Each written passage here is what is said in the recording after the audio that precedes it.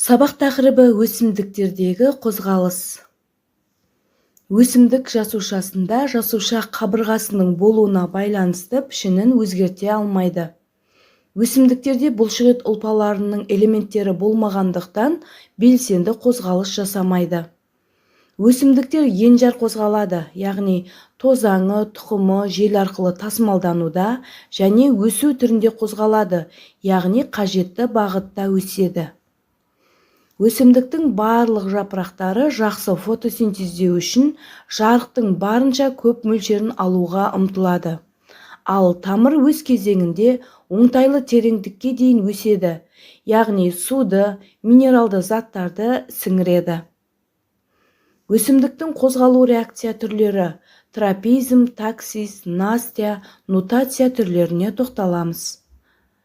Тропизм өсімдік жасушалары ұлпалары мүшелерінің белгілі бір тітіркендіргішке қатысты қозғалуынан байқалатын реакция.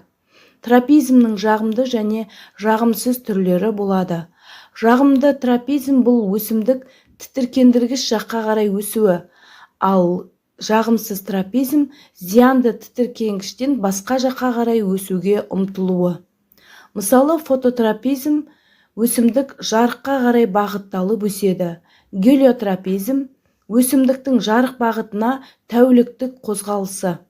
Геотропизм тамырдың жердің ауырлық күшіне қатысты төмен қарай өсуі.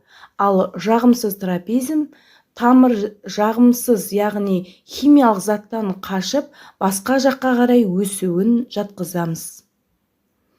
Таксис қозғалуға қабілетті ағзалар немесе жеке жасушалар немесе жасуша ішілік құрылымдардың белгілі бір тітіркендіргішке қозғалу реакциялары.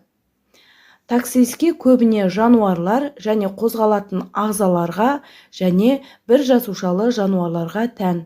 Мысалы, бактерия, бір жасушалы балдырлар, саңырауқұлақтың қозғалғыш жасушалары, қозғалғыш жыныс жасушалар және қан жасушаларын жатқызамыз.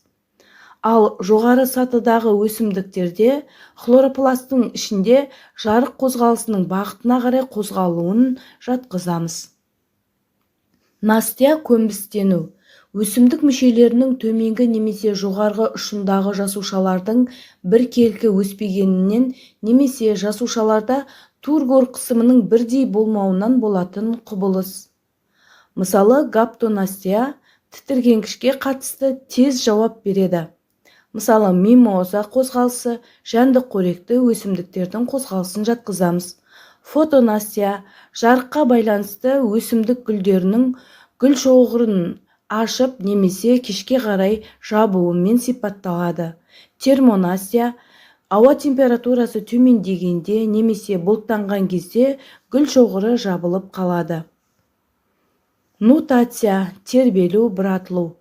Өсімдік органдарының тербеле қозғалуының нәтижесінде белгілі бір тірекке орала өсуі. Мысалы, лиана, жүзім, қияр өсімдіктерін жатқызамыз. Настилер өсімдіктің тітіркендіргіш формасы, мұнда қозғалыс бағыты өсімдік күйіне қарай анықталады. Әртүрлі экожүйе жарық дәрежесінің ерекшеліктеріне әртүрлі бейімделген өсімдіктер өседі. Соған байланысты экологиялық топтарға бөлеміз. Жарық сүйгіш өсімдіктер, олар ашық кеңістікте өседі, жарық дәрежесі жеткіліксіз болса, нашар дамиды. Жарық сүйгіш өсімдіктерге қарағай, түйметақ, қант қамысы және эквалепт өсімдіктерін жатқызамыз. Көлеңке сүйгіш өсімдіктер тікелей күн сәулесі түссе нашар дамиды. Сондықтан олар көлеңкелі жыраларда, орманның көлеңкелі жерлерінде өседі. Мұндай өсімдіктерге саумалдық інжугіл жатады. Өсімдіктердің жарықтың өзгеретін жағдайына бейімделуіне байланысты жапырақта ерекшеліктер орын алады. Енді оқу тапсырмасы. Кестеде берілген қозғалыс түрлеріне сипаттамамен сәйкестендіріңіздер. Енді тапсырма жауабын тексеріп көрейік.